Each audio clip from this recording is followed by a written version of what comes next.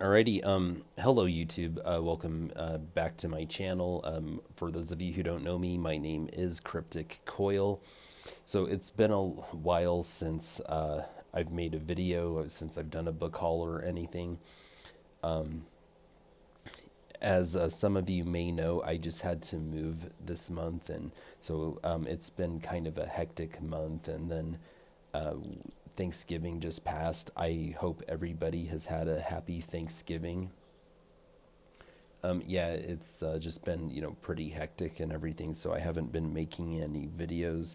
There's a book review that I want to upload, but I haven't gotten around to it because I wanted to take a photo of myself to use for the thumbnail.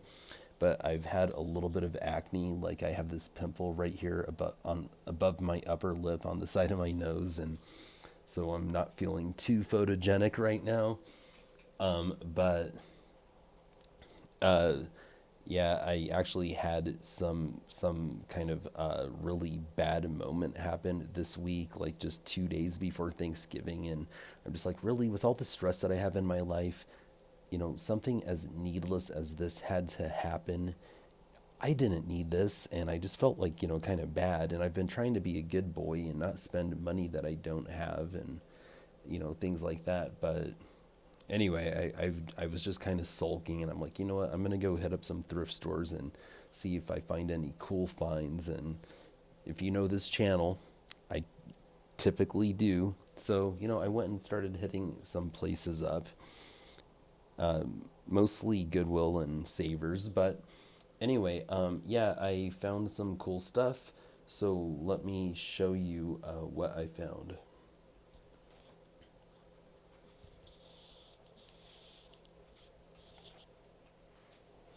One sec.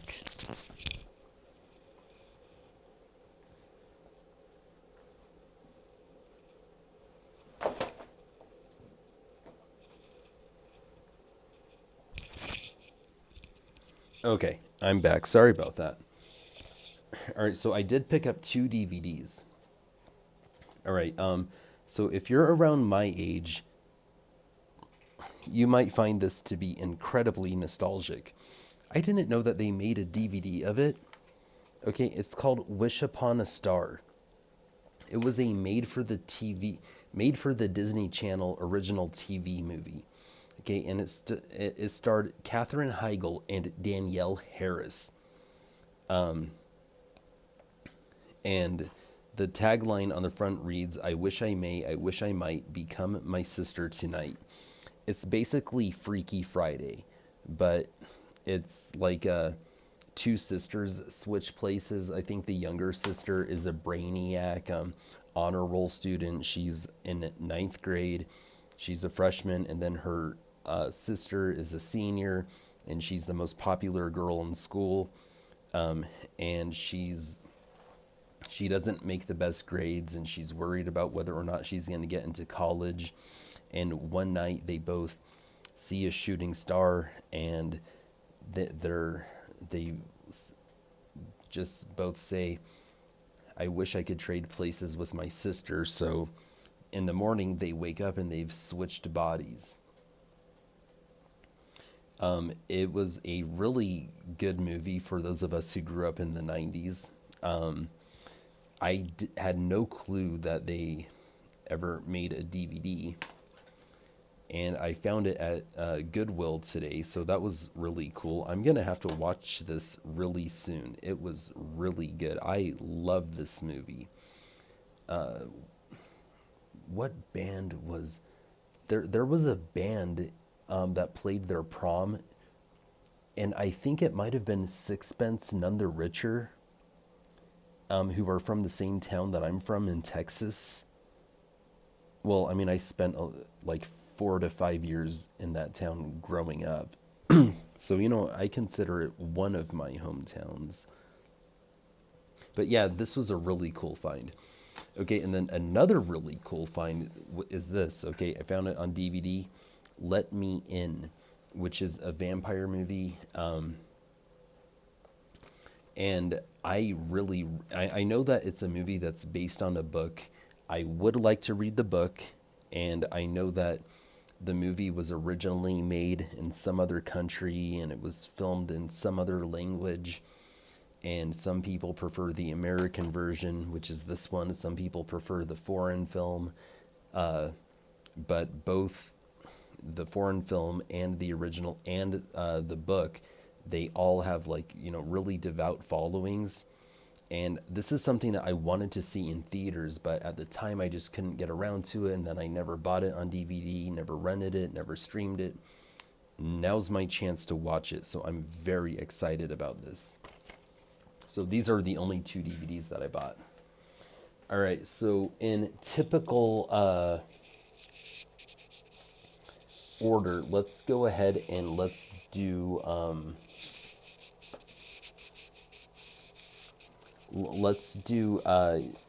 middle grade first. So I'm just kind of rearranging things so I can, do my middle grade stuff first.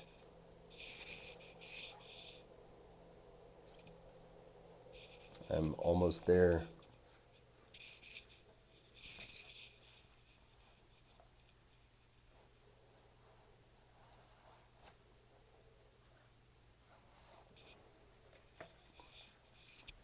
All right, so here are all my middle school stuff.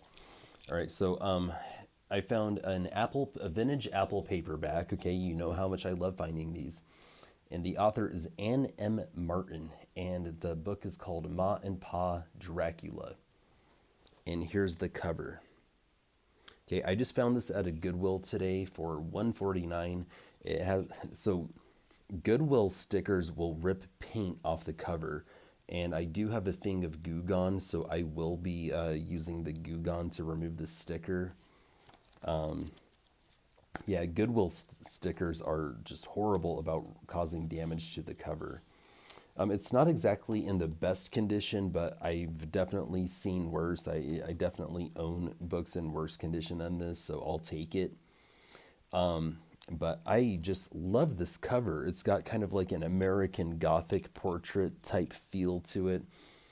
Mom and dad are both like blue ice frozen vampires, and the little boy looks like Where's Waldo. All right, so is there a tagline on the front? Jonathan's parents are a little bit batty. Oh, Anne M. Martin, author of the Babysitters Club. Okay, I didn't grow up reading Babysitters Club, so I wouldn't know that. But here's the synopsis on back. Son of vampires. Jonathan always thought it was a little strange that his parents made him play during the night and sleep during the day like they do. And it is pretty odd that they wear capes and have long, sharp teeth. That's because Jonathan's parents are vampires. But now, Jonathan wants to live like a normal kid, not like a vampire. He wants to watch TV and go to the video arcade and even have friends over. So he plans a big Halloween party at his house. But oh no, what if Ma and Pa get hungry? Will they want to bite someone? All right, this sounds like a must read. This sounds like a must read. All right, so that was unfortunate. Sorry about that. All right, so I found another vintage Apple paperback called Ghost Cadet. Sorry, maybe I can do something to fix that. All right, I kind of want to adjust that, but I'm worried that the same thing will happen. All right, so here's another vintage Apple paperback, and it's called Ghost Cadet, and the author is Elaine Marie Alphen. And the tagline on the front reads, "Their friendship would last a lifetime and beyond." And so, first of all, let me look to see what year this book was published.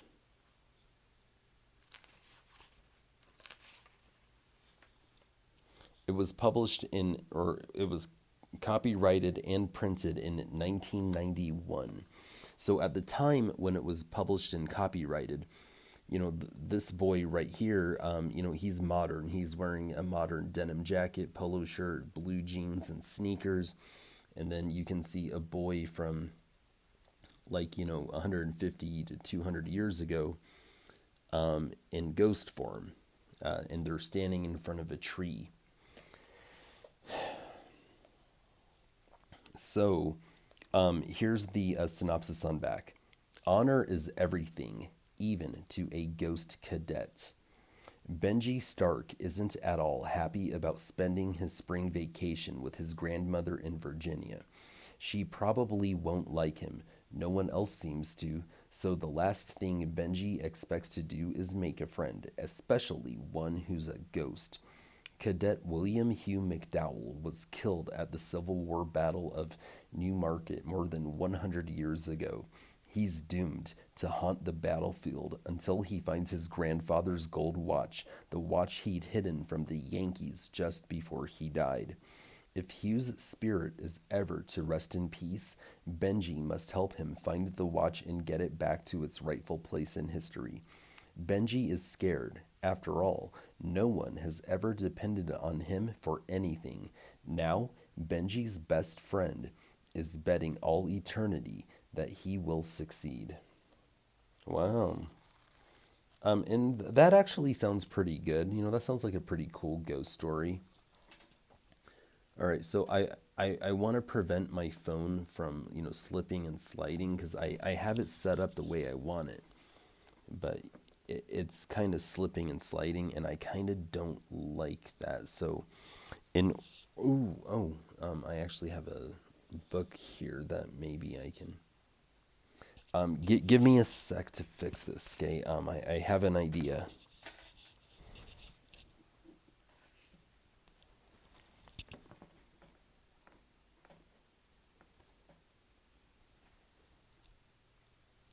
Perfect. Okay. So, sticking with middle grade, I found a really cool copy of Beware of the Snowman because it's a vintage copy. And I already had kind of like a more modern reprint, but it was nice to find a vintage copy. And this is book number 51 in the series.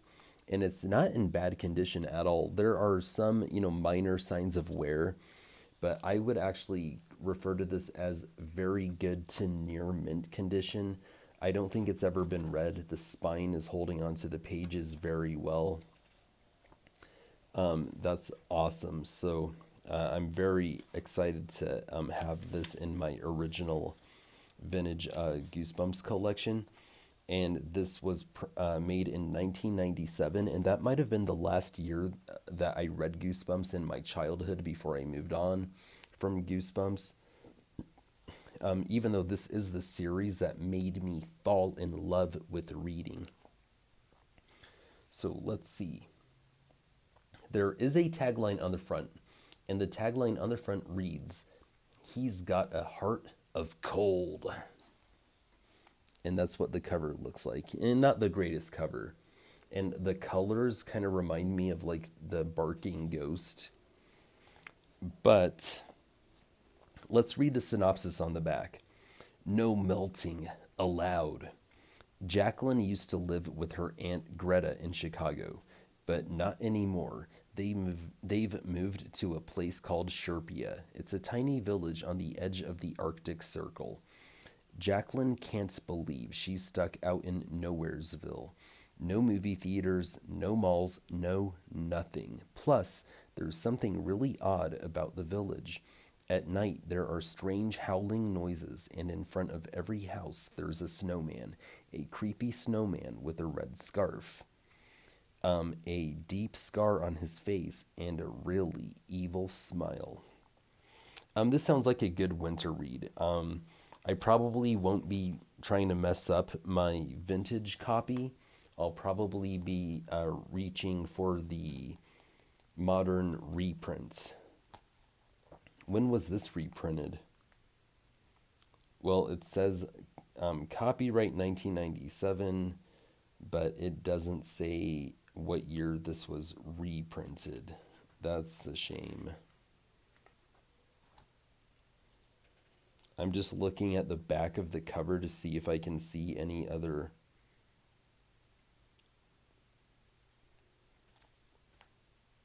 No, it doesn't want to. It doesn't want to tell me what year this was reprinted.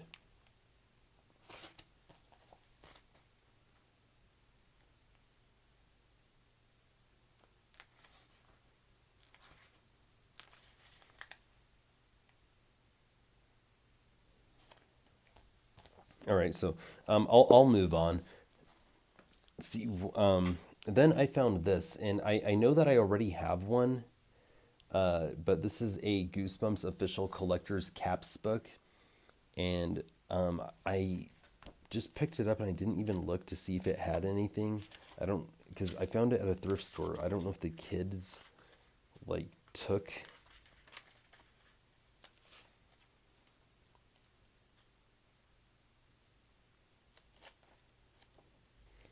It doesn't look like there was anything to take out of the book.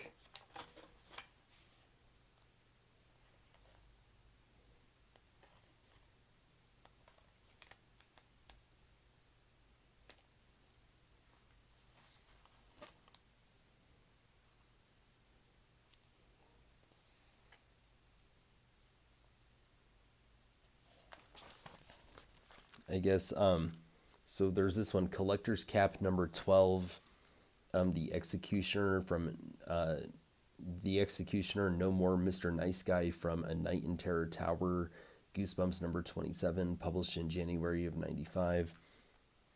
I don't really know what this is about. It was just Goosebumps, so I bought it, and I know I already have one, but I didn't recognize the colors, so this might be a series, and I think that someone wrote with a pen number 4 right up here, so I don't know if this is the fourth in an official collector's cap book.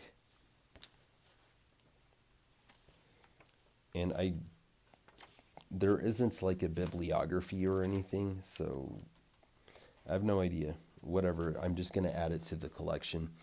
All right.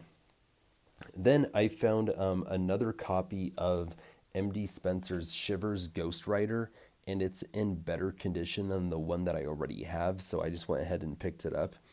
And I really love the cover on this, and I really like the artwork style.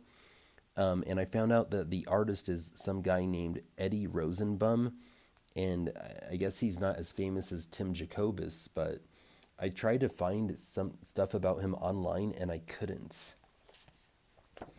And some girl wrote inside, "This book belongs to Kristen." Like, okay, Kristen, belongs to me now. It's in better condition than the one that I already have, so I guess this is my collector's copy.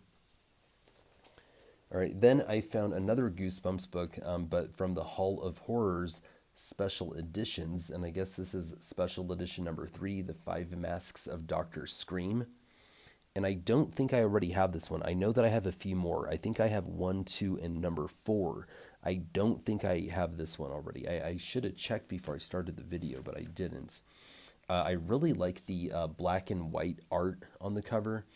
I really like the, skull mask around the tombstones and the cemetery setting. I mean, this is a really cool looking cover. And then the red just pops. Great looking cover. And I don't see a tagline on the front, so let's just read the synopsis on the back. Scream and shout. Scream is misspelled. It's Screem. It should be EAM. So I wonder if they did that on purpose. Oh, Dr. Scream. Okay, but his name is spelled that way. It's okay. Gotcha. All right, so here's the synopsis. Monica Anderson thinks her biggest problem is taking her karate chopping younger brother Peter trick or treating on Halloween. But she is wrong. After knocking on the door of an old creepy house, the kids are met by a strange woman pleading for their help. The evil Dr. Scream is after 5 horribly ugly ancient masks. These artifacts have the power to manipulate the world around them. Monica and Peter don't want to help, but they must retrieve the masks and defeat Scream. Unfortunately, nothing on Halloween is what it appears to be. And I mean, that sounds pretty cool. Sounds like a couple of kids are going to save the day. This book is from 2011. All right, and then I found another Ghosts of Fear Street book, and it's number 33, Attack of the Vampire Worms. I really hate the artwork on a lot of these later Ghosts of Fear Street books. And this sounds like a horrible idea. Vampire worms. I will not be reading this book. I'm glad to have it in the collection. It's not in the best condition. The spine isn't like super great. Apparently it used to belong to a local school library.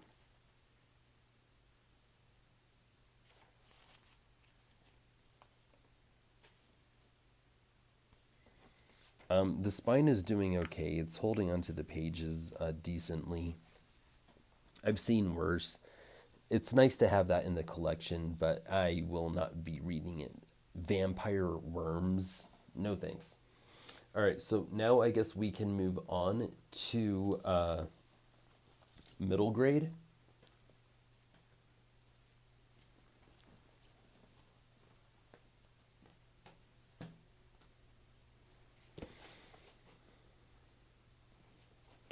Or not middle grade, I'm sorry. We can now move on from middle grade to young adults. Okay, so the first book that I want to show you is from the Scream series, which is a Z-Fave horror. So I've seen other people find these, and I've seen other people show off their collection of these books. This is my first one, and I just found it today at a Goodwill for $1.99. The author is Joe Gibson.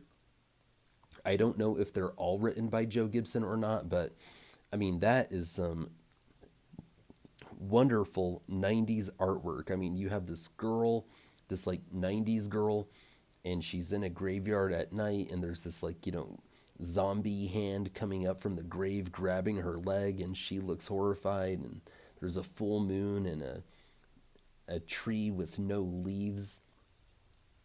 This is a great looking cover. I love it. And I think that this is my third Z-Fave YA novel. And so I'm super stoked to add this to my collection. I don't know if I'm going to read it or not because it's in mint condition and I don't have the heart to mess it up. But the tagline on the front reads, "She's pretty, she's popular, she's dead." And I just want to show you the cover one more time. All right. So the synopsis on the back reads, "Scream. Mirror, mirror on the wall, who's the deadest one of all?" It was amazing the way Julie Forrester resembled her cousin Vicky. She could have practically passed for her twin. Too bad Vicky isn't alive anymore. But even though she's dead and buried, Vicky is still a part of Julie's new life in Colorado. Everywhere Julie goes, she's mistaken for her dead cousin, and late at night, she has dreams of Vicky reaching out from beyond the grave, trying to come back. Now, with each passing day, Julie fears she's losing her own identity and becoming someone else, someone dead. That sounds pretty good. I'm going to see if I can buy like a really beat up copy on eBay or something because that sounds good. All right. Then I found another copy of The Train by Diane Ho. And if you've seen some of my Point Horror Collection videos, you would know that I already own a copy of this. Also, When Diane Ho just passed away a few months ago, rest in peace, Diane Ho, to one of the queens of Scream. I put up, kind of a tribute video, and I showed off all my Diane Ho books and everything. And I asked people, comment below, since I've never actually read a Diane Ho book, what Diane Ho book would you recommend that I read? Because I wanted to read a Diane Ho book before, my life got like super, super hectic and I had to move and all this stuff. Someone recommended The Train, but I'm like, but my copy's in mint condition and I don't have the heart to mess it up. Well, out in the wild, I found one that's a little bit beat up. So this is my reading copy, and then my mint copy is my collector's copy. So that's cool. All right, and this was really exciting because I've heard like the Bookubus and Cameron Chaney and all these different people, show off their collection of Twilight books. Not that Twilight, this Twilight, and they're all written by different authors, but this one is called it's like Twilight Where Darkness Begins, and this one is called Voices in the Dark, and the author is James Haynes. And it's a pretty cool looking cover. This was my first ever Twilight book, besides the Stephenie Meyer ones, but I gotta read the synopsis. Can she deny the call in the night? Is it waiting for her in the dark? Christy feels a presence in the barn, a presence she is drawn to night after night. There is a strange sense of peace, but beyond the calm, there is fear which Christy cannot escape. Each morning, Christy remembers nothing of her visits, only dreams of riding her horse, Prince, through the black shadows. But there are whispers calling her away from her home, waiting for her in the darkness. Can Christy save herself from the grip of a power beyond her control? All right, that sounds incredibly mysterious and enchanting. Whoa, this is from October of 1982, and I would call it near mint condition. And yeah, I found it at a thrift store for like $1.79. Very cool. All right, so then I found another library edition hard copy of a Christopher Pike book, but this one is Master of Murder. So this was really cool. It was fun to find this book. It was owned by a local middle school library, and some kids decided to write crayon in it. Anyway, I've read this book before, and I really, really love it. I really loved this book. I think I read it in my, I don't know if I was in high school or just out of high school. I loved the story, and I really loved the main character, and I kind of felt like I could relate to the main character in a little bit, but I also kind of wished that I could be the main character in this book. And there's another YouTube channel called The Pike Cast, where this group of people would discuss a Christopher Pike book for about an hour and a half, and they would analyze it and they would rate it. And there are spoilers when they talk about the book. But I remember like the main host really hated this book. He really hated the character, but I loved the character. And ever since I've been in this community, that's something that I learned. Don't just go off the reviews, okay? Because there are some books that I've seen from like Bentley Little that some people love and some people hate. There are some books from like Richard Lehman that some people love and some people hate. The Pike Cast, the main guy hated this book. I loved it. So if I ever hear someone, give a book a bad rating, if I want to read it, I'm going to read it. And if it turns out bad, like they said it was, okay, cool. If not, then I'll be pleasantly surprised. Yeah. Oh, and then I have a book review on my channel, Bentley Little's The Ignored. I hated it because of the ending. The ending was ambiguous, and the story never, really went anywhere. And I was just I felt like it was a waste of my time because I'm like, what? That's the ending I get? And I was just, really disappointed in the ending. But then there's another channel where a guy talked about his top 5 favorite Bentley Little books, and that was one of them. He loved it even though I hated it. So, just keep that in mind. All right, then I found this one. This is definitely vintage, and it's called The Ghost Next Door by Willie Folk St. John. And I've never heard of this author. I don't know what it is. Uh, I need to see when it was printed. Wow.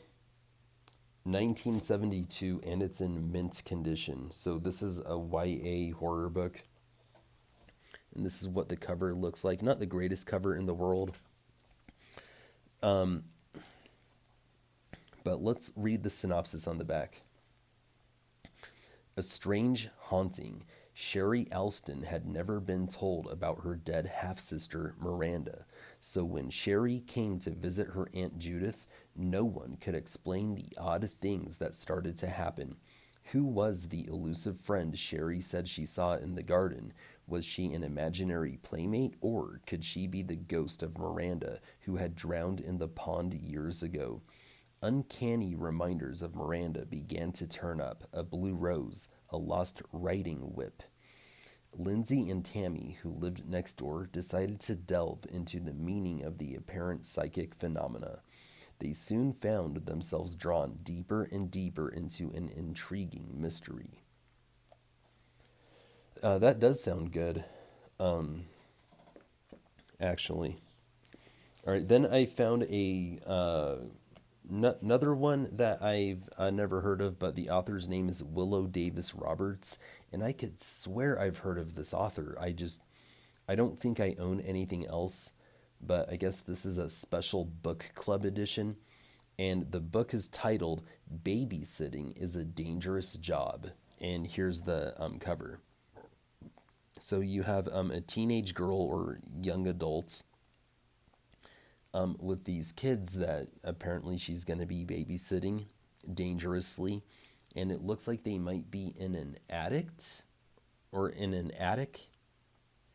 I'm not sure, but the kids have a very concerned look on their faces, more so than the babysitter does. So here's the synopsis on the back. These kids are driving me crazy. I'm Darcy Stevens, a babysitter for the foster children. Now I've taken care of bratty kids before, but never 3 all at once. These kids are really something. I was reading to the 2 girls, and Jeremy snuck into the den to call his Uncle Rick, who lives in Hawaii. Later, the baby covered herself with her mother's expensive makeup. But that's not the half of it. After I interviewed for the job, my brother drove me home and I saw a black car following us. Then, on my first day, this stranger came to the door and said he was from the gas company and had to get in for an emergency. I asked to see his ID, and instead of showing me, he just left. I could never have predicted what would happen next. Okay, that sounds super good, actually. Sounds more thrilling than horror. And this book is from 1985, and this one was printed in 1987.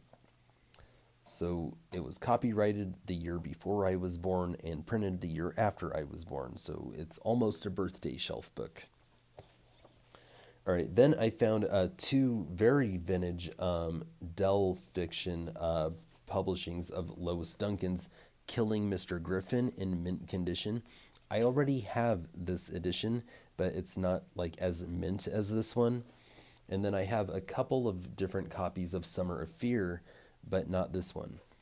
And so this is a very, look at it, it's got like blue edges to the pages.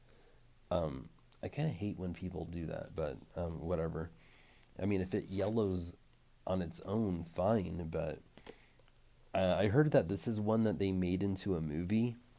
Oh, Killing Mr. Griffin, they made that one into a movie. It has Amy Jo Johnson, the Pink Ranger, and AC Slater from Saved by the Bell, Mario Sanchez. You can watch Killing Mr. Griffin for free on YouTube. Somebody uploaded it to their YouTube channel. But yeah, it's really cool that I have two mint copies of these vintage printings. All right, and then I'm going to finish off young adults. So I have another Christopher Pike book, but it's a reprint of Bury Me Deep. And I actually do own a copy of this. I started to read it once and I never finished it. So this is not one of the Christopher Pike books that I have read, but I do want to read it. All right, and then this is a Zebra Horror Publishing, and I've read the whole series. When I first got into BookTube, I decided to do a little bit of a review on the series, but it was a non-spoiler review on the series. And this is The Vampire Legacy by Karen E. Taylor. This is book number 2 in the series, Bitter Blood. I found it at a thrift store the other day. It's in mint condition, and even though I already have it, I opened it up and bam, it's autographed by the author Karen E. Taylor. So check this out.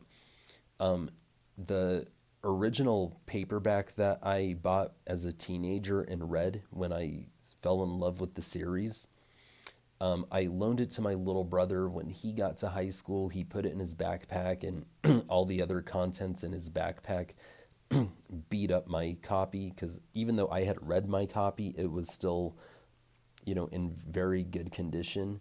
But after my little brother gave it back to me, it was not.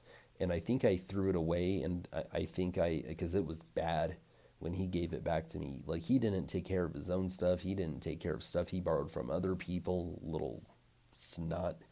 I ended up getting on eBay and buying a new one, so I could have it on my bookshelf and have it, look good and everything. Also autographed. So I have books 1 and 2 in the series autographed by Karen E. Taylor. I used to email her on occasion when I was in high school just to tell her, like, what a fan I was, and she would write me back and be nice. And then when I uploaded that video where I talked about this, book series and my enjoyment of the series, she subscribed to my channel. She has her own YouTube channel. She doesn't do much on it, but it's her. And so that's really cool that she subscribed to my channel. And I have another one of her books autographed. So yeah, that makes me happy. All right. I got 3 more books for you, but they're all adult books. All right, so I'm going to show you this really mint condition Tor horror book. And I like, finding these vintage Tor horror books. But this one is by an author that I've never heard of, Scott Ian Barry. Scott Ian is the guitar player for Anthrax. He's bald now and kind of has like a chin beard. He's got Gene Simmons' makeup tattooed on one of his shin bones. Love Anthrax. Scott Ian Barry. All right, so here's the cover, and it's called The Streeter. And the tagline on the front reads, "Man's best friend is now his deadliest enemy." And there's a blurb on the back that says, "As shocking as Cujo." And here's the synopsis. The dogs hunt as a pack. They eat as one. Huge grizzled beasts, jowls dripping with black chemicals, razor-sharp fangs able to rip a man apart before he can scream. Crazed eyes intent on finding more food. Something terrible has happened to the wild dogs that prowl the streets around Amsterdam's Star Park. Something as unseen and unsuspected as the dogs that lope through concealing mists, hunting their prey beneath the rides filled with shrieking park goers. People are dying, men, women, and children who thought they were safe until they found themselves alone in the shrouding grayness. Alone except for the feral dogs, dogs who have lost their last fear of man and have been driven to the brink of insanity by chemical waste, driven to hunt and kill and eat. And that actually does sound pretty good if you're into animal attack stories. I don't know if I'm really into animal attack. I don't know if that's my genre of preference, so I'm not exactly itching to read this, but it does sound good, and it's in mint condition. Let's see.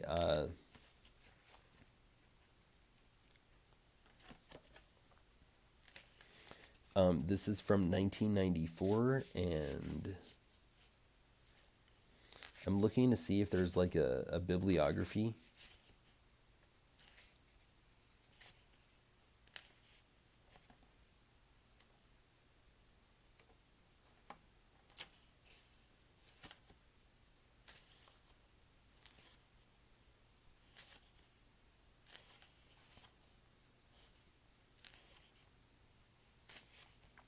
Nope. So I have no idea what else this author has ever written. Um,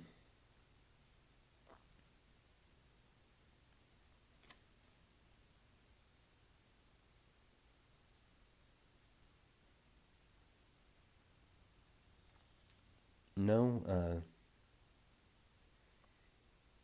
I have no idea what else this book is.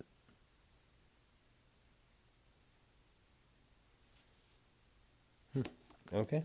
Well, I mean, that's cool. So that's the first adult book that I wanted to show you.